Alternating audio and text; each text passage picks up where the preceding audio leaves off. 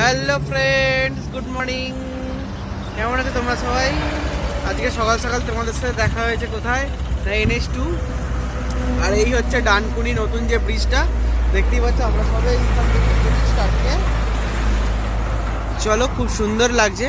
যেতে যেতে সবটা দেখাবো। দেখি তোমাদের কতটা ব্রিজটা কমপ্লিট হয়েছে।